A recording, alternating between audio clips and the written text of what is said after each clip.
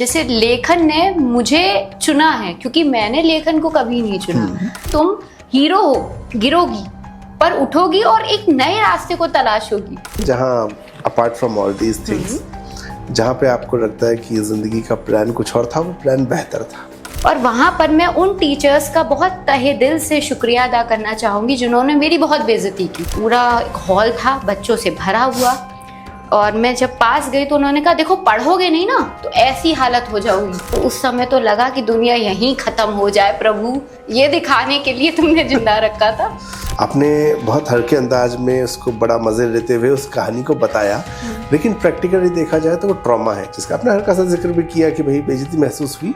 लेकिन ठीक है, ये आपकी पॉजिटिविटी है कि आपने उस चीज़ को मस्ती के अंदाज में बताया। क्या टीचर्स आज भी बच्चों को वो दे पा रहे हैं जिसकी उनसे अपेक्षा थी? शब्द जब तुम ले लेते हो तब तुम्हारे होते हैं। उसने तुम्हें फेलियर कहा, तुमने ले लिया तो तुम हो, नहीं लिया तो तुम नहीं हो। हमारे यहाँ की होम ट्यूशन देने आते थे तो मेरी मम्मी उन्हें कहती थी बच्चों को पढ़ाना मत, पीटना इनको, पढ़ तो ये लेंगे, तुम पीटो इन्हें, क्योंकि जिंदगी बहुत हार्ड फेज से गुजरेगी। यार स्कूल में हमने सिर्फ लड़कों को ही पिटते हुए देखा है, हम लोग ही पिटते थे। आज भी कहता अच्छा लड़कियों की भी पिटाई है, वेरी गुड। मतलब मेरे अंदर के स्कूल के लड़के को आज बड़ी तसल्ली मिल रही है, गुड।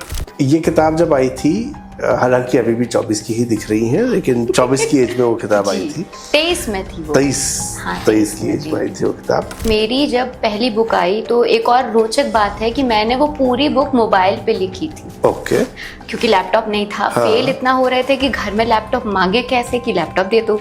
शिव जी और हनुमान जी को मैं अपना भाई मानती हूँ। ओके। तो हर चीज मेरी जो शुरू होती है वो शिव मारुति से होती है। बनारस एक ऐसी अनूठी जगह है जहाँ पहला नाम अगर ओम सुनाई देता है तो दूसरा डोम।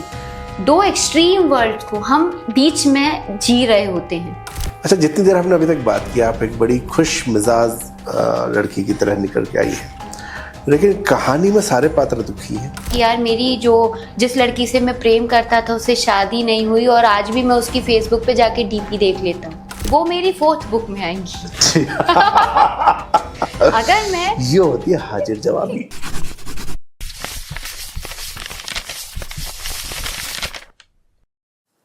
दुनिया में जो भी चीज है उसकी एक कहानी है।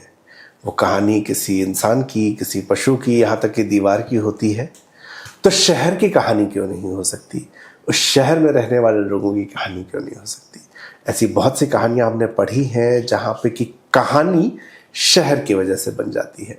नमस्ते, मेरा नाम है नवीन चौधरी और दैनिक जागरण के हिंदी हैं हम चैनल के बातें किताबें सेगमेंट में आज हम बात करने जा रहे हैं किसी किताब की जिसका नाम है बनारसी अफसाने। इसमें जो कहानियां हैं ये इंसानों की कहानी है, लेकिन इंसानों की कहानी के साथ साथ शहर जो है ये हमारे साथ चलता है। शहर का मिजाज हर उस इंसान की कहानी में हमें नजर आता है। इस किताब के जो राइटर हैं उनका नाम है प्रियंवदा दीक्षित। प्रियंवदा ने मास कम्युनिकेशन किया है, हाथरस की है, इलाहाबाद में पढ़ाई की है, और आगे की जो बातें हैं वो मैं यहाँ से पढ़ के नहीं बताऊंगा, उसके लिए हम बात करेंगे। प्रियंवदा, आपका बहुत बहुत स्वागत है। शुक्रिया सर मुझे यहाँ बुलाने के लिए। ये बताइए, पेरेंट्स आपके एडवोकेट हैं, दोनों ही हैं। हाँ। ठीक है, अच्छा वो चल रहा है प्रोफेशन। फिर आपने मास कम्युनिकेशन किया, माइक पे जा सकती थी आप, माइक लेके ना, बड़ा सबका सपना होता है वो। हाँ। लेकिन आपने सब छोड़ छाड़ के राइटिंग का वो चुन लिया। लेखक तो वो होता है जिसको गरीब माना जाता है, वकील वो होता है जिसका सबसे ज़्यादा पैसा होता है। तो घर की जमाई प्रैक्टिस जिसमें कि आपको आराम से प्रैक्टिस करने का मौका मिलता है, वो छोड़ के साहित्य की तरफ कहाँ से आ गई? तो मैं शुरू करूंगी कि जैसे लेखन ने मुझे चुना है, क्योंकि मैंने लेखन को कभी नहीं चुना। मैं मास कम्युनिकेशन की IIMC क्लियर करने के लिए पढ़ाई कर रही थी। बैचलर्स किया था मैंने मास कम्युनिकेशन इलाहाबाद से जी। अब जब उस प्रोसेस में थी तो लगातार मतलब 3-4 बार मैंने एंट्रेंस मतलब नहीं क्लियर हुआ। अब जब नहीं क्लियर हुआ तो घर वालों ने कहा लॉ कर लो। मुझे लगा कि यार ये तो नाइंसाफी होगी उस सपने के लिए कि जो मैंने बरखा दत्त बनने का देखा था।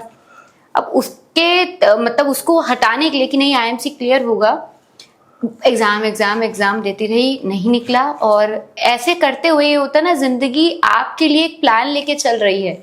ये एक मूवी की तरह होता है जिसमें हम तो सीन्स देख रहे हैं पर कोई है जिसने पूरी पिक्चर देखी हुई है कि तुम हीरो हो, गिरोगी पर उठोगी और एक नए रास्ते को तलाशोगी। तो मैंने नया रास्ता तलाशा और लेखनी को चुना। और मुझे अब लगता है कि राइटर उतने गरीब नहीं है। अब तो राइटर भी मर्सिडीज और BMW में चल रहे हैं। कुमार विश्वास जी को देख लीजिए, जावेद अख्तर जी को देख लीजिए, और मतलब प्रोफेशन कोई भी हो, जैसे मेरे फादर कहते हैं कि तुम घास छीलने वाला भी बनो पर इतना अच्छा बनना कि उस एरिया में जाने जाओ। तो उसी चक्कर में मैंने सोचा कि अगर मैं लॉयर बनती तो बहुत खराब लॉयर बनती। राइटर भी अभी अच्छी हूँ और निखारने की मेरी कोशिश है। जिंदगी अलग प्लान लेके चलती है। बड़ी सुंदर सी आपने बात कही। कुछ ऐसे अनुभव हैं जहाँ apart from all these things, जहाँ पे आपको लगता है कि जिंदगी का प्लान कुछ और था, वो प्लान बेहतर था? जैसे जब IIMC क्लियर नहीं हो रहा था तो मैं दोबारा से मैंने मास कम्युनिकेशन ज्वाइन किया था अपने इलाहाबाद यूनिवर्सिटी से। और वहाँ पर मैं उन टीचर्स का बहुत तहे दिल से शुक्रिया अदा करना चाहूँगी जिन्होंने मेरी बहुत बेइज्जती की, क्योंकि उनको पता था ये लड़की यहाँ के लिए नहीं बनी, ये लड़की बहुत अच्छा करेगी, पर ये समझ नहीं पा रही है। तो किसी को झंझोड़ने के लिए ना आप कभी कभी उसे बहुत खराब बोलते हैं, अरे तुम्हारे बस की नहीं था, लौट के बुद्धू घर को आए। मुझे आज भी वो वाकया याद है और अभी मैं इस बात को याद करते हुए हंस देती हूँ कि यार क्या था। कॉलेज का एक लेक्चर चल रहा था और वहाँ पे एक टीचर पढ़ा रहे थे। अब मैं जब मास कम्युनिकेशन ज्वाइन करके गई तो उन्होंने मुझे बुलाया स्पेशली कि प्रेमिता इधर आओ। पूरा हॉल था बच्चों से भरा हुआ, और मैं जब पास गई तो उन्होंने कहा देखो पढ़ोगे नहीं ना तो ऐसी हालत हो जाओगी, लौट के बुद्धू घर को आए। और उस समय मुझे लगा कि नहीं, अब मास कम्युनिकेशन नहीं करना है, अब तो मुझे कुछ भी करके कुछ ऐसा करना है कि अगली बार जब मैं और ये मिले तो ये बोले कि यार तुमने ये कर लिया। और वो होता है ना कि फितूर, क्योंकि हम सब फिल्मी खून में बहता है हम लोग के फिल्मी बना, तो हमने कहा यार अब तो कुछ अच्छा करना है। मैंने वहां से बैग लिया और मैं होंगी वही 22-23 साल की, बैग लिया घर आई। अच्छा कहानी, क्योंकि मुझे लगता है सबसे अच्छी वकालत जो प्रोफेशन है ये कहानियों से चल रहा है। कहानी बनाई दिमाग में कि कॉलेज बंद हो रहा है, कुछ कोर्स क्योंकि शुरू हुआ था, कहानी पूरी कर आके घर में गए और अब ये कैसे बोल दें कि टीचर ने बेइज्जती कर दी 100 बच्चों के सामने, और कैमरा सामने था, पीछे मेरा फोटो दिख रहा था। सारे उस समय तो लगा कि दुनिया यहीं खत्म हो जाए प्रभु, ये दिखाने के लिए तुमने जिंदा रखा था। घर पहुंचे, कुछ हुआ। उसके बाद कोशिश की उस डिप्रेशन के दौर में मैंने राइटिंग शुरू की। दोस्त थे नहीं, सब थे जो कॉलेज में थे। फेसबुक देखो या कुछ देखो तो और दुख हो रहा था कि यार हमें तो प्राइवेट कॉलेज भी नहीं मिल रहा, तो गवर्नमेंट की तो हम सपने देख रहे हैं। ये सब हुआ। उसके बाद मजा तब आया जब ऐसे ही एक जगह में गई, हिंदी यूम का एक वर्कशॉप था, तो उसमें एक मतलब फेलो क्लासमेट था, तो उसने बोला तुम भी कुछ कर लेती हैं, आज तो यहाँ पे ऐसे किताब नहीं देख रही होती, तुम्हारी भी किताब छपती। मैंने कहा यार अब तो किताब छापनी चाहिए। मैं इंग्लिश बैकग्राउंड की थी, बुक मैंने हिंदी में लिखी, मतलब पूरी फिल्मी सीन। तो मुझे लगता है जिंदगी ने, वो जानती थी कि मैं फिल्म राइटर बन सकती हूँ आगे, तो उसने जिंदगी को ही फिल्म की तरह बदल दिया। ये इंटरेस्टिंग है ये। लेकिन एक आज आपसे पहले हमने एक और इंटरव्यू शूट किया था, उनकी किताब में पढ़ रहा था, तो उसमें एक इंसिडेंट था जो आपके एक इंसिडेंट से मेल खाता है। वो उसको बचपन में, उनके कैरेक्टर को बचपन में टीचर ने काफ़ी पीटा था, जिसका ट्रॉमा वो बहुत सालों तक लेके आया। आपने बहुत हल्के अंदाज में उसको बड़ा मजे लेते हुए उस कहानी को बताया, लेकिन प्रैक्टिकली देखा जाए तो वो ट्रॉमा है, जिसका आपने हल्का सा जिक्र भी किया कि भाई बेइज्जती महसूस हुई, लेकिन ठीक है, ये आपकी पॉजिटिविटी है कि आपने उस चीज़ को मस्ती के अंदाज में बताया। लेकिन आपको नहीं लगता जब इतनी जगहों पे पढ़ाई हुई है और आपका तो चूंकि इलाहाबाद जो कि शिक्षा का गढ़ है, जब आप देखते हैं तो हमारा एजुकेशन सिस्टम काफ़ी हद तक इम्प्रूव हुआ है, लेकिन आज भी एजुकेशन सिस्टम में बहुत सी चीज़ें चेंज होने की ज़रूरत है। क्या टीचर्स आज भी बच्चों को वो दे पा रहे हैं जिसकी उनसे अपेक्षा थी? मुझे लगता है हाँ बिल्कुल दे पा रहे हैं, क्योंकि जैसे मैं अगर टीचर, जैसे एक टीचर थे जिन्होंने भरे कॉलेज में बेइज्जती की, और वहीं एक सीमा मैम थी जिनका मैं ट्यूशन लेने जाती थी, और वो तारे ज़मीं मूवी की वही आमिर खान है जिन्होंने मुझे पढ़ने की लगन डाली। और एक और मैम थी, गुप्ता मैम, इंग्लिश पढ़ाती थी, वो भी होम ट्यूशन देती थी। और उन्होंने ना बहुत अच्छी बात बोली थी कि शब्द जब तुम ले लेते हो तब तुम्हारे होते हैं। उसने तुम्हें फेलियर कहा, तुमने ले लिया तो तुम हो, नहीं लिया तो तुम नहीं हो। और यही एटीट्यूड ना लाइफ में बहुत काम आया। पहली किताब लिखी, कई लोगों ने बेकार बताई, कईयों ने अच्छी बताई, तो मैंने अच्छे वाले शब्द को ज्यादा सुना। नहीं इसका मतलब 5 लोग भी अच्छा कह रहे हैं, इसका मतलब कुछ तो बात है। धीरे धीरे उसी चींटी की तरह लगे रहो, कहीं ना कहीं पहुंच जाओगे। तो टीचर आज भी बहुत कुछ देते हैं, पर आज वो शिष्य नहीं बचे जो ले पाए। मैंने इतना क्रिटिसिज्म सह लिया, आजकल बच्चे नहीं सहते। और उसका एक और कारण क्या है ना, पेरेंट्स बहुत ओवर प्रोटेक्टिव हो गए हैं। वो कहेंगे आपने मेरे बच्चे से क्या कहा, क्यों कहा। आप यकीन नहीं मानेंगे, हमारे यहाँ होम ट्यूशन देने आते थे तो मेरी मम्मी उन्हें कहती थी बच्चों को पढ़ाना मत, पीटना इनको, पढ़ तो ये लेंगे, तुम पीटो इन्हें, क्योंकि जिंदगी बहुत हार्ड फेज से गुजरेगी, फूल की तरह थोड़ी ना रहेंगे। मथनी से उन्होंने एक बार मेरी पिटाई लगाई थी, तो मुझे आज भी सपने में वो दिख जाए तो मैं डर के उठ जाती हूँ। और तभी मदर ने उनसे ये नहीं कहा आपने इतना बुरा क्यों पीटा। तो वो पेरेंट्स जो होते हैं ना, वो आपको जैसे तीजा बाई जैसा बच्चा बनाने के लिए आपको तीजा बाई जैसी माँ का दिल रखना होता है। तो टीचर हर तरह के हैं, पर आप कितने विल पावर से बच्चे को कह रहे हो कोई बात नहीं, टीचर है ना, वो रिस्पेक्ट दैट, अप्रिशिएट दैट। वो पॉजिटिव कह रहा है नेगेटिव कह, तुम्हारे भले के लिए ही तो कह रहा है। मैं आपको बताऊं, मुझे बड़ा मजा आ रहा है ये सुन के, क्योंकि और लड़कों को सबको आएगा, क्योंकि यार स्कूल में हमने सिर्फ लड़कों को ही पिटते हुए देखा है, हम लोग ही पिटते थे। आज भी जितना अच्छा लड़कियों की भी पिटाई हुई है, वेरी गुड। मतलब मेरे अंदर के स्कूल के लड़के को आज बड़ी तसल्ली मिल रही है, गुड, सबकी पिटाई हुई है बराबर। अच्छा, जब राइटर की हम बात करते हैं तो ये होता है कि हम जो भी लिख रहे हैं, हमारे जो इमोशंस हैं निश्चित तौर पे हमारे हैं, लेकिन हम समाज को देखते हैं। और मैं ये मानता हूँ कि आप राइटर उस दिन नहीं बनते जिस दिन आप पहली बार कलम उठा के कुछ भी लिखते हैं, कोई कविता, कोई कहानी। असल में आपका गढ़ना शुरू हो चुका होता है बहुत पहले, जो कि किसी दिन आपको फोर्स करता है कि अब मैं लिखना शुरू करूँ। एक तो हाथरस, जहाँ से आपका कनेक्शन था, काका हाथरस ही वहाँ के फेमस थे। उसके बाद आप पहुँच गई इलाहाबाद, वो साहित्य का गढ़ रहा है। इन दोनों शहरों का कितना रोल रहा है एज अ राइटर और एज अ ह्यूमन, दोनों सिचुएशन में आपको गढ़ने में, जहाँ से क्यों लगता है कि हाँ ये गढ़ा गया इसलिए अब मैं लिखने के योग्य हूँ। अब जैसे कि इलाहाबाद जो है वो मुझे लगता है, जो अब प्रयागराज नाम से जाना जाता है, तो वो सिर्फ धार्मिक स्थिति से अगर आप देखें तो वो धार्मिक जगह या होने से ज़्यादा है। वहाँ पे जितनी अच्छी पत्रकारिता है, जितनी अच्छी विचारधारा वहाँ के लोगों की है, जितनी अच्छी साहित्य की रुचि लोग रखते हैं। जैसे हरवंश राय बच्चन ने जब मधुशाला लिखी तो इतनी खूबसूरती से उन्होंने मधुशाला का व्याख्यान किया कि आदमी मग्न मुग्ध होकर पढ़ने लगता है। वहीं अगर आप जैसे प्रेमचंद जी जब बैचलर्स करने इलाहाबाद आए तो उनकी भाषा में जो सरलता थी, वो बनारस की और इलाहाबाद की एक मिली जुली भाषा जो इस्तेमाल करते हैं। महादेवी वर्मा, इतने सारे लेखक जब वहां से होते हैं ना, तो कभी कभी आपको भी लगता है कि इस मिट्टी ने हमें कुछ सोच के चुना होगा। और उसी सोच के साथ जैसे मैं बहुत कोशिश करती हूँ कि अपनी, जैसे धर्मवीर भारती जी वहाँ के हैं, तो उसमें जो आप जब पढ़ते हो गुनाहों का देवता है ना, तो और उसके साथ आप प्रेमचंद जी का जब मिश्रण करते हो, तो वही मैंने मिश्रण अपनी लेखनी में उस विरासत को आगे और जिंदा रखने के लिए मेरा बस प्रयास है अभी तो। और बहुत ज्यादा योगदान तो रहता ही है जीवन में। इलाहाबाद में कभी किसी साहित्यकार से हुई ऐसी मुलाकात? अनफॉर्चुनेटली अभी तक तो मेरी नहीं हो पाई है। ओके।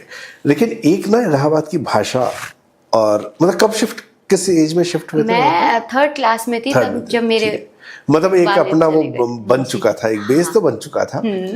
हाथरस वेस्टर्न यूपी और प्रयागराज दोनों के बीच में, मतलब वो कहने को यूपी में है पर दोनों अलग है, बहुत अलग है भाषा से लेके कल्चर में।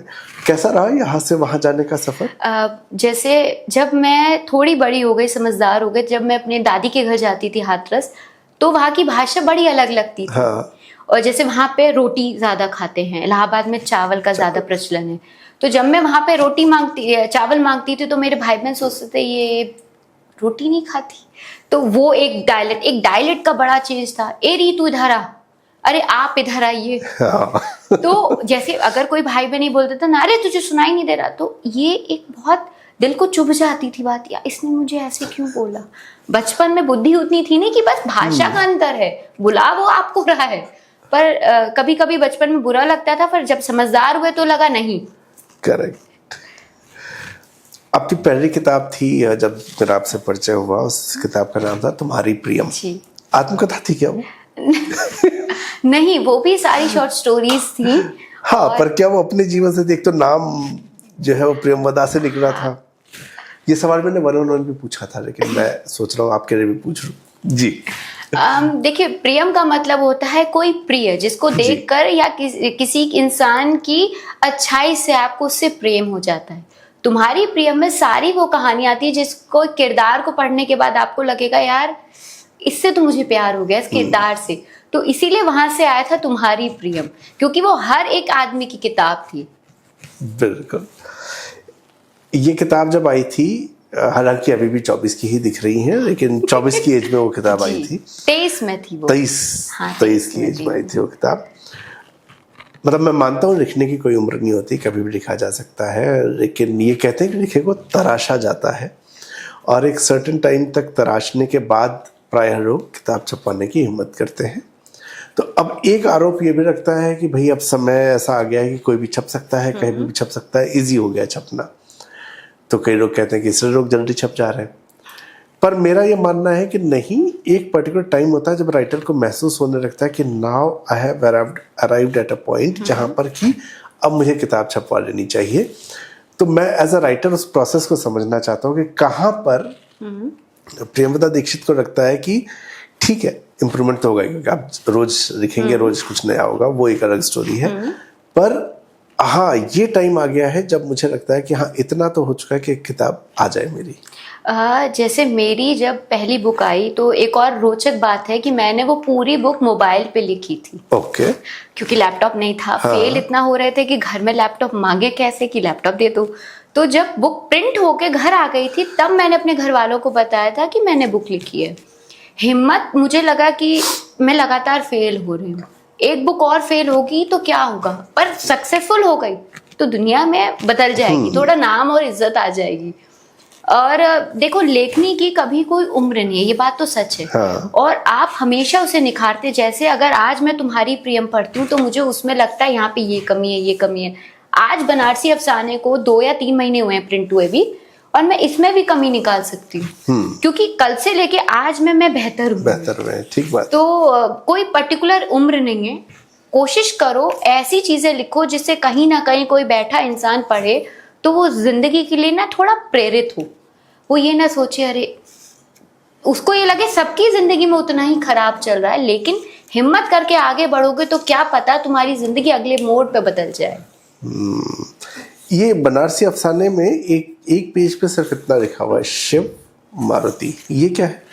शिव मारुति थोड़ा वैसा है, मतलब कि शिव जी और हनुमान जी को मैं अपना भाई मानती हूँ। तो हर चीज मेरी जो शुरू होती है वो शिव मारुति से होती है। मेरी शादी के कार्ड पे भी शिव मारुति था, इस पर भी शिव मारुति। मुझे लगता है कि जिसके पास पूरा ब्रह्मांड है वो मेरी किताब को नैया पार नहीं लगवा पाएगा, तो मैं क्यों किसी के पास जाऊं अप्रोच करने जब मेरे भाई इतने ताकतवर हैं। तो आप धार्मिक हैं? बहुत। हिंदी क्या है, इनफैक्ट लिटरेचर में अक्सर ये माना जाता है कि राइटर्स जो है वो उनको समाज का विचार रखना चाहिए, और समाज के विचार में धर्म के खिलाफ मतलब जाति पर प्रहार होते होते वो धर्म के खिलाफ प्रहार होना शुरू हो जाता है। और प्रायः ये नजर आता है कि धर्म को जो है अस्वीकार कर देते हैं, बचते हैं किसी भी। मतलब मुझे याद है कि एक बहुत बड़ी लेखिका को सिर्फ इससे ट्रोल किया गया था कि बनारस गई थी किसी इवेंट में और उन्होंने टीका लगा लिया था, मंदिर गई होंगी, टीका लगा होगा, उसका हो गया। तो ऐसे में 2 बातें मैं समझना चाहता हूँ कि क्या धार्मिक होना इस इकोसिस्टम में टिकने के लिए जरूरी, मतलब नुकसानदेह नहीं है, और दूसरा राइटर का धर्म के साथ क्या वाकई, क्योंकि धर्म का एक महत्व है पर धर्म का एक नुकसान ये भी है कि वो कहीं न कहीं बांटता भी है। देखिए, मैं शिव जी से, हनुमान जी से धार्मिक तौर से ज्यादा उनसे प्रेम के तौर पे जुड़ी हुई हूँ। मैं उन्हें अपना आराध्य नहीं मानती, मैं उन्हें अपना भाई मान रही हूँ। भाई से रूठना होता है, मनाना होता है, सुनाना होता है, सुनना होता है, ठीक है। तो एक तौर पे दूसरी बात मुझे लगता है लेखक हमेशा या किसी भी प्रोफेशन में आप दो जिंदगी जीते हो, पहली पर्सनल, सेकंड होती है प्रोफेशनल। मैं पर्सनल तौर पे धार्मिक हूँ, पर प्रोफेशनल तौर पे अगर कोई कहानी ऐसी है जिसमें किसी अधार्मिक को दिखाना है या कुछ ऐसा है कि वो नहीं मानता, तो उसको भी लिखने के लिए मुझे लगता है मैं सफलतापूर्वक लिख लूंगी, उसके भाव को बता पाऊंगी। ओके, एक और मैं फिर किताब के विषय पे आता हूँ। ये किताब आपने समर्पित की है संजय सर और उनकी 2 प्यारी बेटियों को। जी। कौन है ये लोग? संजय मिश्रा जी जो बहुत प्रसिद्ध एक्टर हैं, अभिनेता है। हाँ, इसका किस्सा ऐसे है कि जब पहली किताब आई थी तुम्हारी प्रियम, और मैंने कई लोगों को मैसेज किया था कि मेरे पास पीआर नहीं है, मैं कैसे इसको प्रमोट करूंगी, या मुझे कोई फोटो के लिए चाहिए, और वो इकलौते थे जिन्होंने रिवर्ट बैक किया था, जिन्होंने बुक मंगाई थी और फोटो भेजा था। ये इसीलिए मैंने क्योंकि अगर वो उस पल हिम्मत नहीं करते या मुझे नहीं भेजते, उनका कुछ नहीं जाता, पर मेरा बहुत कुछ लग जाता था आप पे। तो ये इसीलिए मैंने उनको किया था, क्योंकि कभी भी आपको भूलना नहीं चाहिए जिसने आपको हल्की सी प्रेरणा दी हो या मदद की हो या थोड़ा सा ना पुश भी किया हो गुस्से में कि अरे चलो तो हम हैं, इसीलिए ये उनके लिए। आज उनको बड़ी हिचकी आ रही होंगी अगर ऐसा होता है तो, क्योंकि इससे ठीक पहले जो शूट हुआ है उसमें करीब 12 मिनट हमने संजय मिश्रा जी की बात की है। वो बहुत कमाल के इंसान है, मैं उनसे व्यक्तिगत तौर पे मिल नहीं पाई हूँ, पर ये मैं तो उम्मीद करती हूँ कि जल्दी ही मिलें। हाँ, वाह। अच्छा, बनारस से क्या कनेक्शन है? बनारस सुकून है। मुझे लगता है बनारस एक ऐसी अनूठी जगह है जहाँ पहला नाम अगर ओम सुनाई देता है तो दूसरा डोम। 2 एक्सट्रीम वर्ल्ड को हम बीच में जी रहे होते हैं। एक तरफ आप देखोगे कि कॉलेज के बच्चे घाट पे बैठ के लव स्टोरी सुना रहे हैं, प्यार कर रहे हैं, दोस्ती कर रहे हैं, और वहीं आप दूसरी जगह जाओगे तो देखोगे चिताएं जल रही हैं, लोग रो रहे हैं, लोग उदास हैं किसी अपने के चले जाने पर। वहीं आप चाय की टपरी पे देखोगे तो एक अलग माहौल मिलेगा जहाँ पे नेता कौन बनेगा अगला ये चुना जा रहा होता है। तो एक मिक्स्ड ऑफ इमोशंस है बनारस मेरे। आप रही हैं वहाँ पे? मैं क्योंकि इलाहाबाद से पास में है तो अक्सर मैं अपनी माँ बाप के साथ वहीं जाती हूँ, पेरेंट्स के साथ। ओके। और बनारस मतलब मैं अपनी बुढ़ापे को वहाँ जीना चाहती हूँ। किताब का नाम है बनारसी अफसाने और ये भी कहानी संग्रह है। इस कहानी संग्रह की जो कहानियां हैं उनका नाम है 80 घाट, नई सड़क, मणिकर्णिका, वीटी रोड, तुलसी घाट, यानी जो बनारस की जगहें हैं उन्हीं का नाम है।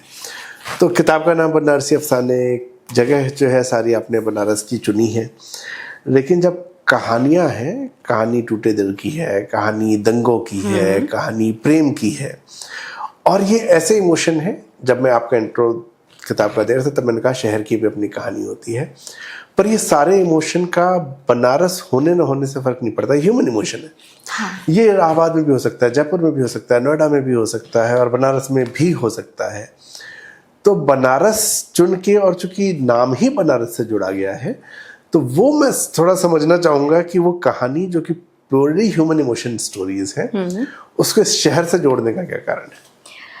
जैसे बनारस में, क्योंकि जैसे मैंने आपको बताया कि बहुत मिक्स्ड ऑफ इमोशंस हैं, और दूसरी बात बनारस में जैसे डायलॉग बहुत प्रचलन है ना कि साठ सीढ़ी सन्यासी, तो उसी में सारी कहानियां हैं, तो घाट से शुरू हो रही है या घाट पे खत्म हो रही हैं। दूसरा उसमें एक कहानी है जिसमें मणिकर्णिका की कहानी है, जिस चैप्टर की, उसमें एक ट्रांस वुमेन का आपका उसका दर्द बताया गया कि उसका वियोग कैसा है।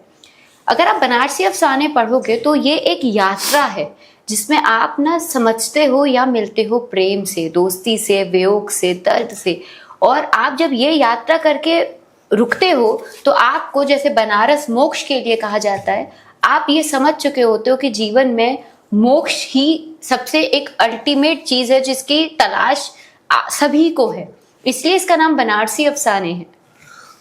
अच्छा, जितनी देर हमने अभी तक बात की, आप एक बड़ी खुश मिजाज लड़की की तरह निकल के आई है, लेकिन कहानी में सारे पात्र दुखी हैं। तो ये दुख कौन सा दुख है? ये उन पात्रों का दुख है या इस खुश मिजाज लड़की के चेहरे के पीछे कोई दुख है, कोई इमोशनल वो है जो कि पात्रों में निकल के आता है, जो कि राइटर कहीं ना कहीं खुद तो होता ही है पात्रों में? ये बात तो आप सही कह रहे हैं, और ये बात मुझे कई और मतलब पाठकों ने कही है कि आप दोनों एक एक्सट्रीम वर्ड्स को दिखाते हो। आप खुद बहुत अच्छे से हंसते बसते सब, पर कहानी का हर पात्र दुखद होता है या फिर वो किसी चीज से जूझ रहा होता है। तो ये इसलिए भी होता है, मुझे लगता है कि जो भी इसे पढ़ रहा हो वो कहीं ना कहीं अगर दुख से जूझ रहा हो या उसके आसपास कोई दुखी हो तो वो समझ सके कि उसको क्या शब्द बोलना है जिससे उसकी जिंदगी थोड़ी सरल हो जाएगी। आजकल हम एक बड़ी चीज देख रहे हैं कि अरे यार मैं तो बोल देता हूँ या बोल देती हूँ। जैसे किसी से आप पहली बार मिल रहे हो तो अरे तुम मोटे हो गए, अरे तुम्हारे बाल सफेद हैं, अरे तुम कॉलेज नहीं गए। अगर वो कॉलेज में होता, यकीन मानिए वो आपसे नहीं मिल रहा होता। अगर वो आपके सामने है, इसका मतलब कोई बात है जिसकी वजह से वो इस समय कॉलेज में नहीं है। जब मैं अपने स्ट्रगलिंग फेज में थी तो मुझे हर आदमी ये पूछता था, अच्छा कौन सा कॉलेज मिला, नहीं मिला, अच्छा अब की बार भी नहीं मिला, अच्छा तो आगे क्या प्लान है, अरे तुम तो लॉ कर लो। तो मुझे लगता है वो शब्द जो मैंने कभी नहीं सुने हिम्मत के, वो मेरे जरिए लोग सुने और वो समझ जाएं कि दुख एक कांस्टेंट हर बार जीवन में आता जाता रहता है, एक दोस्त की तरह होता है। इसके साथ दोस्ती कर लो, जिंदगी थोड़ी सरल हो जाती है। अच्छा, इसमें पांच कहानियां हैं।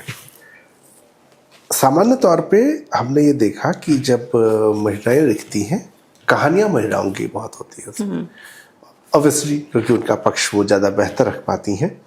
लेकिन आपकी 5 में से 3 कहानी के जो पात्र हैं वो पुरुष हैं। एक की शायद देवांशी है, एक और एक जो है वो मुख्तार मियां, देवांशी और एक का सुमित अविचल और मनोज मिश्रा। तो ये जो सारे कैरेक्टर्स हैं ये पुरुषों की कहानियां ज़्यादा हैं। तो ऐसा क्या कारण है कि महिलाओं से ज़्यादा पुरुषों की कहानियां, और वो भी प्रेम में टूटे दिल वाले पुरुष हैं सारे। प्रेम किसी भी तरह का, मुख्तार मियां का बेटा नहीं रहा तो उनका वो दुख है, अदरवाइज जो प्रेम है मूल रूप से वो मिसिंग है सबके जीवन से। मुझे लगता है जैसे औरतों पे यकीनन बहुत सारी कहानियां लिखी गई, उनके प्रेम पर, वियोग पे, दोस्ती पर सुनी गई, सुनाई गई, पर पुरुष के प्रेम को, दोस्ती को, वियोग को लोग उतने अच्छे से जान नहीं पाते। और जब कोई मेल पर्सपेक्टिव से लिखता है तो वो उतने खुल के नहीं बता पाता। आदमी कभी ये नहीं बताता दूसरे आदमी को कि यार आज तो मैं 1 घंटा रो के आया हूँ, पर महिलाएं बड़ी सरलता से बता देती हैं कि आज मैं रो के आई हूँ। और मुझे लगता है हर पुरुष की अगर ऐसी कहानियां लोगों तक और पहुंचेंगी तो पुरुषों का जीवन थोड़ा सरल हो जाएगा, क्योंकि उन्हें भी हंसने का, बोलने का, रोने का, खुलकर अपनी बातों को रखने का पूरा अधिकार होता है, बिना ये बताए कि नहीं मैं पुरुष हूं तो मैं नहीं कर सकता। जैसे पहली कहानी में मनोज मिश्रा, जिसकी वाइफ की डेथ हो गई है और वो दोबारा शादी नहीं कर रहा, उसका दोस्त पूछता है कि यार तुम कर लो, मतलब तुमने अपनी मदर की दोबारा शादी करा दी थी, खुद नहीं की। और वो बता रहा है कि यार क्योंकि मुझे उससे प्रेम था, बस इतना बोल के वो कह देता है अब मैं क्या करूं। जबकि हमें अक्सर ये कहानियां हमने सुनी है कि अरे उसकी वाइफ खत्म हो गई, उसने दूसरी शादी कर ली। नहीं, कई लोग हैं जो नहीं करते, आज भी कई लोग हैं जो इंतजार करते हैं प्रेम का। मुख्तार मियां जिनका बेटा चला गया, वो सड़क से एक हिंदू का बच्चा अपने घर ले आए उसकी जान बचाने के लिए, और कहते हैं कि हमारे बच्चे के साथ जो हुआ वो इसके साथ नहीं होना चाहिए। करुणा का जो कवच था मुख्तार मियां के कंधों पे, वो हर पुरुष के कंधों पे होता है। पर दिक्कत क्या होती है कि आजकल जो एक पुरुष और स्त्रियों में जो विवाद चल रहा है कि कौन बेहतर है, मुझे लगता है दोनों ही बहुत बेहतर हैं। दोनों ही जितनी सरलता से काम करते हैं, काम बांटते हैं, चीजों को मैनेज करते हैं, दोनों की अपनी खूबसूरती है। अब हम दिक्कत क्या हो गई, हम रेड को और ब्लैक कलर को ये कह रहे कि नहीं रेड ज्यादा अच्छा, नहीं ब्लैक ज्यादा अच्छा है। दोनों कलर मिलकर एक पेंटिंग को कितना खूबसूरत बना देते हैं ये हम समझते ही नहीं है। इसीलिए हर कहानी पुरुष के नजरिए से मैंने दिखाने की कोशिश की है कि पुरुष खूबसूरत है, आप जानो तो। पुरुष भी रो सकता है दोस्ती के वियोग में, वो अपने दोस्त को ही बता सकता है कि यार मेरी जिस लड़की से मैं प्रेम करता था उससे शादी नहीं हुई और आज भी मैं उसकी फेसबुक पे जाके डीपी देख लेता हूँ। जरूरी नहीं है। आजकल कबीर सिंह वाला प्रेम ज्यादा दिखाया गया जो वायलेंट है, एनिमल वाली मूवीज आई, इससे क्या हुआ, लोगों को लगा नहीं आदमी तो बड़ा एग्रेसिव होता है, फीमेल्स को ये लगा ये तो बहुत एग्रेसिव है। नहीं, वो बहुत अच्छा होता है। ठीक है। लेकिन एक बात जो आपने कही कि महिलाओं के लिए बहुत सारी कहानियां लिखी जा चुकी हैं, मुझे अभी भी लगता है कि नहीं लिखी गई। महिलाओं की कहानियां अभी भी किचन, पति, प्रेम और प्रेम में धोखा खाना, इससे आगे नहीं गई है। महिलाओं की कहानियां उससे ज़्यादा मेरे पास है। मेरे पास, मैंने लिखी नहीं वो अलग बात है, लेकिन मेरे पास है। और एक कहानी आपसे जब बातचीत शुरू हुई उसी में निकलती है कहानी। उस कहानी को मैं आपकी जगह किसी लड़के को बिठाया था तो कहानी उपन्यास में आ चुकी होती है। वो कहानी थी कि हाँ यार, पढ़ाई में तो अपन एग्जाम में फेल हो गए। ये हमने किसी लड़की से नहीं सुना, ये हमने लड़कों को सुना, अरे एग्जाम भी फेल हो गए, वो हो गए। मुझे पहली बार कोई लड़की मेरी से कह रही है कि हाँ मैं फेल हो गई। ठीक है, तो जिस तरह से लड़के नहीं कहते मैं रो के आया, लड़कियों की कहानी नहीं आती है। उसका एक कारण शायद ये भी होगा कि उनको प्रेशराइज किया गया कि भाई पढ़ो पढ़ो, तो पढ़ी रहती है। आपको कोई टीचर कुछ कहता है, उसका अपना एक आप ईगो पे ले और आप उसके बाद अपने आप को जस्टिफाई करें। ये पूरी कहानी किचन, प्रेम, पति से अलग कहानी है और ये इंडिविजुअल की आइडेंटिटी की कहानियां बहुत कम नजर आती हैं हमें। तो ऐसा लगता है कि यार ये बहुत कुछ सब बाकी है जो पुरानी लेखिकाएं नहीं लिख पा रही हैं। नई पीढ़ी की राइटर होने के नाते आपके पास वो स्कोप है, वो अर्बन साइड, वो ग्रामीण साइड, दोनों आपने देख लिया। आप जो है करियर का स्ट्रगल भी आप देख चुकी हैं। तो ये भी एक अपॉर्चुनिटी है जिसको कि बताया नहीं जाता। अगर किसी कैरियरिस्ट वुमेन की भी कहानी बताई जाती है तो वो ले दे के वहीं आ जाता है कि कोई ऑफिस में उसको कैसे देख रहा है, कोई इसको कैसे बात कर रहा है। मैंने वही कहानियां पढ़ी हैं। मुझे ये सारे एस्पेक्ट तो हमेशा लड़कियों की कहानी में मिसिंग लगे हैं, जो कि आपने अभी मुझे अपने इंट्रोडक्शन में बताया था, और वो आपकी कहानी में आ सकते थे, नहीं है। देखिए, ये बात तो आप बिल्कुल सही कह रहे हैं कि अगर मैं ये कह रहा हूँ कि नहीं है, क्योंकि अर्थ ये नहीं है कि ये, पर हाँ मैं आपको इसी के बहाने चैलेंज कर रहा हूँ, क्यों वो कहानियां लिखने का आप नहीं सोचती है? वो मेरी 4th बुक में आएंगी। अगर मैं, ये होती है हाजिर जवाबी। जी, क्योंकि अगर मैं एक ही किताब में अपना सारा ज्ञान दे दूंगी तो आगे कैसे हम मुलाकात करेंगे, उस नई किताब पे चर्चा होगी। तो देखिए, हिंदी हम देखते रहा करिए आप, बिल्कुल बात आपकी ठीक है। मेरा लेखकों से बात आया, जीवन की बात से बात आया। इसमें कैरेक्टर है, कौन सी कहानी थी, मेरे ख्याल से तुलसी घाट कहानी है, जिसमें ईरा नाम की एक कैरेक्टर है। ईरा के टेबल पे मन्नू भंडारी की किताब रखी हुई, और मन्नू भंडारी मेरी बड़ी पसंदीदा लेखिका है। तो मन्नू भंडारी कहानियां काफी, उसमें इस हिसाब से देखा जाए तो मुझे लगता है कि तुलनात्मक रूप से बेहतर तरीके से स्त्रियों को उन्होंने रिप्रेजेंट किया है। तो ईरा तो मन्नू भंडारी को पढ़ती है, आप भी पढ़ी रही है। इसके अलावा आपने और कौन कौन सी लेखिकाओं को स्पेशली पढ़ा है, किसी भी भाषा में? अगर मैं शेर शायरी की बात करूं तो परवीन शाकिर जी मुझे बहुत पसंद है। अगर मैं गानों की बात करूं तो आबिदा परवीन जी मुझे बहुत पसंद है। लता मंगेशकर जी मुझे बहुत पसंद है। और अगर आप वैसे मन्नू भंडारी तो मतलब टॉप नॉच पे है मेरी। उनका अपना बंटी तो आज भी किताब पढ़ते हुए ऐसा लगता है कि बंटी मिल जाए और उसे अपने घर ले जाए कि तुम हमारे घर सुरक्षित हो। और जैसे मुझे महादेवी वर्मा की यम बहुत अच्छी लगी थी, और ईरा मैम की जिनका आप नाम ले रहे हो उनकी भी ये किताब मुझे बहुत अच्छी लगी। तो ऐसा नहीं है कि लेखिका एक Mahabharat the palace of illusion है मैम की, फीमेल राइटर है, उनकी किताब बहुत अच्छी है। ये परिणीता बैनर्जी ऐसे बैनर्जी नाम है, राइट। ईरा का ही एक और इसके अंदर वो नजर आता है जिसमें कि उसके लिए कहा, उसका मित्र कहता है कि भाई सुबह पहली लेखिका हो जो सुबह से दोपहर तक सोती रहती है। तो इस लेखिका की दिनचर्या क्या होती है? राइटिंग का जो टाइम है और बाकी सारा क्रिएटिव प्रोसेस है वो कैसे चलता है आपका? देखिए, कहानी कभी मुझे मेरे पर्सनल तौर पे कि ऐसा नहीं होता मैं टेबल पे लैपटॉप पे कॉफी रख के या सामने का अच्छा व्यू खोल के करूं और तब मुझे अच्छा आइडिया आ जाए। मेरी अभी तक जितनी कहानियां आई वो मैं कटवरिया सराय के एक पीजी के कमरे में बैठी हुई, जहाँ पे खिड़की के सामने वाली बिल्डिंग में फैमिलीज रहती थी, उनके कपड़े दिखते थे, वहां से आई ज्यादातर कहानियां। मतलब मुझे लगता है आप कहीं भी बैठिए, आपको कहानी अगर आनी होगी तो आएगी। सबसे ज्यादा कहानी अगर आप चाहते हो कि अलग अलग चीजें आए, उसके लिए पढ़ना बहुत ज़रूरी है। जितना ज़्यादा आप पढ़ोगे, मूवीज़ देखोगे, उससे ज़्यादा आपको आइडियाज़ मिलेंगे। जानो कि कैरेक्टर स्केच कैसे होता है, कैरेक्टर ग्राफ कहाँ से कहाँ जा रहा है स्टोरीज़ का। और मेरी दिनचर्या बहुत मतलब कैमरे पे बताने लायक नहीं है, क्योंकि मैं 10 बजे उठती हूँ सो के।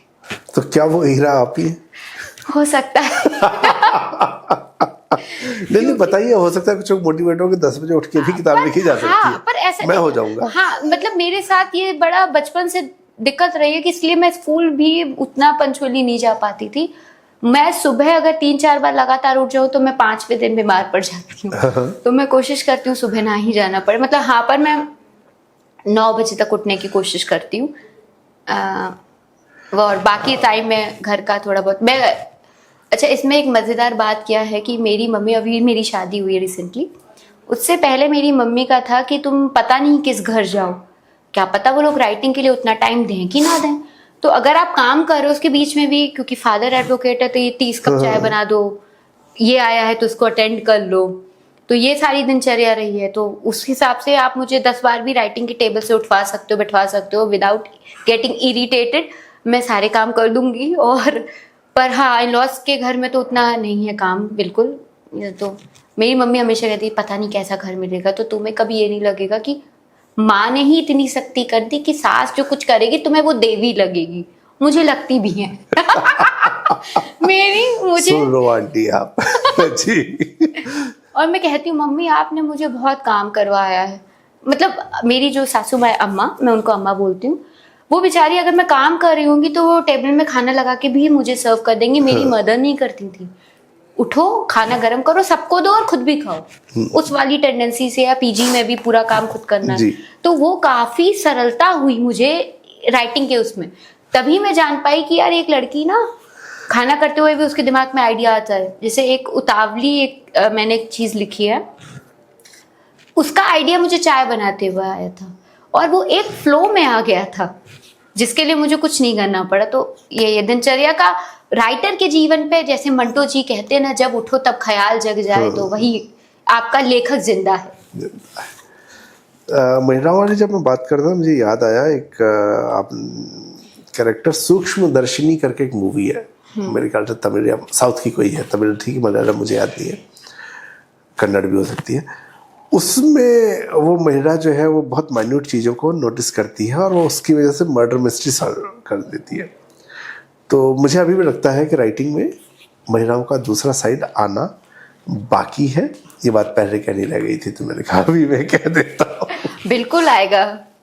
अच्छा, अब आपकी शादी हो गई, सवाल आप जवाब देना न चाहे तो छोड़ सकती है, लेकिन जब मैं अविचल के ब्रेकअप की कहानी पढ़ रहा था तो मेरे को लगा मैं पूछूं, ब्रेकअप हुआ है कभी? नहीं। देखिए क्या होता है, हम आपको बताएं, ब्रेकअप किस चीज से, जैसे आजकल ब्रेकअप हम यूज करते हैं गर्लफ्रेंड बॉयफ्रेंड वाली। मेरा दिल मेरी खुद की वजह से इतनी बार टूटा है। मैंने IIMC दिया नहीं क्लियर हुआ, मैंने निफ्ट दिया नहीं क्लियर हुआ, मैंने कैट दिया, GMAT दिया, उसके बाद मैंने लॉ का एग्जाम दिए नहीं क्लियर हुआ, मैंने AMU दिया नहीं क्लियर हुआ। इतना दिल मजबूत हो गया है कि अब मुझे लगता है कि कभी तो दिल टूट जाए, मैं भी तो वो महसूस करूं। और ये जितनी भी, क्योंकि मैं रही PG में जो कटवरे से रहकर, वहां पे लड़कियों की कहानियां, उनके दर्द को ऑब्जर्व करके जो आप बात कर रहे हैं जी, ये सब उसी का है कमाल। हाँ। अच्छा, अविचल की कहानी में अविचल का एक रिश्ता टूटा लाइफस्टाइल का काव्या के साथ। दोनों के बीच में जो फर्क था वो लाइफस्टाइल का फर्क था। और अब आप रिसेंटली मैरिड लाइफ में आई हैं तो आपको बहुत से एडजस्टमेंट, जैसा कहा भी आपने कि करते, ये सब करते हैं क्योंकि दोनों परिवारों का डिफरेंस है। एक दौर था जहां पर कि एडजस्टमेंट्स हो जाते थे, उसको कई रूप में देख सकते हैं। कुछ तो होता था कि शोषण भी हो रहा है, कई जगह होता था कि एडजस्ट कर रहे हैं, चाहे किसी भी तरीके से करें, परिवार चलते थे। जब मैं इस लाइफस्टाइल का स्ट्रक्चर देखता हूँ काव्या और अविचल का, तो वहां पर जो है वो अंडरस्टैंडिंग से ज्यादा सिर्फ एक लाइफस्टाइल का इशू था, जहां पे कि कोई एक दूसरे के साथ एडजस्ट करने को तैयार नहीं है कि ठीक है तुम्हें ये पसंद है, तो बीच में एक रास्ता निकालते हैं कि ठीक है हर 7 दिन पार्टी नहीं हो सकती है, 2 दिन तो हो ही सकती है, या इसी तरह का, या कपड़े पहनने से लेके तमाम चीजों पे। अभी जब हम देख रहे हैं डिवोर्स रेट बहुत तेजी से बढ़े हैं। पिछले काफी समय में इस विषय पे कई सारे राइटर्स से मेरी बात हुई, अलग भाव आते हैं, सबके अलग अलग आते हैं। 90% पर्टिकुलरली करेक्ट आंसर आते हैं, पर्सनल में वो लोग कुछ और बात करते हैं। और बाहर समाज से जब बात करो तो वो कहते हैं कि लड़कियां जो पढ़ गई हैं, आत्मनिर्भर हो गई हैं, ये उसका दुष्परिणाम है। अब एक पक्ष ये है, दूसरा पक्ष है कि पढ़ गई है इसलिए शोषण से भी बच रही है, लेकिन कहीं न कहीं परिवार के टूटने में एक रोल उसका कहा जा रहा है। आपने कितना देखा इन चीज़ों को और कितना आप सहमत है? इवन इन दोनों का एग्जाम्पल भी, मतलब एक तो मैं पर्सनल साइड में उसको समझना चाहूँगा कि सोसाइटी में कैसे देख रही है, दूसरा मैं काव्य और अविचल के उसमें भी देखना समझना चाहूँगा कि जब उस पात्र को आप बुनती हैं तो आप इस पूरे एस्पेक्ट को कैसे देखती हैं, क्योंकि लाइफस्टाइल एक बहुत महत्वपूर्ण पॉइंट बन के आया है दोनों के रिश्ते को टूटने में। देखिए, जैसे मेरी ना नानी एक बात कहती थी कि हम ना अपनी लड़कियों को लड़के की तरह कमाना सिखा दे रहे हैं, लड़कों को लड़कियों की तरह खाना बनाना नहीं सिखा पा रहे। मैं बना लेता हूँ, हाँ ठीक है जी। और ये जो, क्योंकि अब नानी के दौर में ऐसा था कि लड़के किचन में नहीं जा सकते, खाना नहीं बना सकते, लेकिन मुझे अब लग रहा है कि लोग ऐसा नहीं है कि लड़की पढ़ गई है तो वो अब ऐसा कर रही है या वो सह नहीं रही है। समझदारी सबसे ज़्यादा ज़रूरी है, चाहे लड़के में हो चाहे लड़की में हो। देखिए कई बार क्या होता है ना, पार्टनर्स, अगर हम जानवरों का एग्जाम्पल लें, ठीक है, अब कोई बुरा माने तो सो सॉरी, लेकिन अगर हम जैसे मान लीजिए जब आप शादी कर रहे हो तो ये प्लीज़ देखिए कि सामने वाले की माइंडसेट और आपका माइंडसेट अपोजिट तो नहीं है। होता क्या है, आप जनरली सोशल प्रेशर में, फैमिली प्रेशर में शादी तो कर लेते हो, पर लाइफस्टाइल एकदम अपोजिट है। आप उस इंसान के साथ, एक आदमी अगर समझौता कर रहा है तो उसे कुछ टाइम बाद लगता है मैं नहीं कर रहा हूँ, ये नहीं कर रहा, क्योंकि आप बात नहीं करते। जिस मतलब रिलेशनशिप में बात बंद हो जाती है ना, वो रिलेशनशिप बहुत जल्दी टूट जाता है। जैसे इसी कहानी में मैंने एक लाइन में लिखा है कि घर में धर्म युद्ध होते रहते हैं, इसलिए हर घर में ना एक कुरुक्षेत्र होना बहुत जरूरी है। सिमिलर ऐसी एक लाइन है, मुझे भी याद नहीं आ रही, वो बहुत जरूरी है। आपको कोई चीज अच्छी नहीं लग रही, आप बैठो, डिस्कस करो। ये सोच के मत करो कि यार हम तो डाइवोर्स ले लेंगे, हम अलग हो जाएंगे। रिश्ते को ना जब थामो, चाहे दोस्ती का हो, चाहे प्यार का हो, चाहे नेबरहुड हो, चाहे कोई हो, और ये एडवाइस जनरली सबके लिए है, तो कोशिश करो अपना 90% देने की। एक्सपेक्टेशन के साथ सामने वाला 20% भी दे दे तो तुम बहुत खुश होगे। आप अपने को चेंजेस कर सकते हो, सामने वाले को टाइम दो। जैसे जब मैं शादी होके इधर आई, ठीक है, तो मैं जिस दिन आई हूँ उसके अगले ही दिन मुझे निमोनिया हो गया था, मैं बीमार 10 दिन तक। मैं नवीन जी आपको बताऊँ, मैं सिर्फ दवाई खा रही थी, सो रही थी। मेरी मदर इन लॉ मुझे उठा के खाना खिलाती थी, कमरा मेरा साफ पूरा मेड से करवाती थी।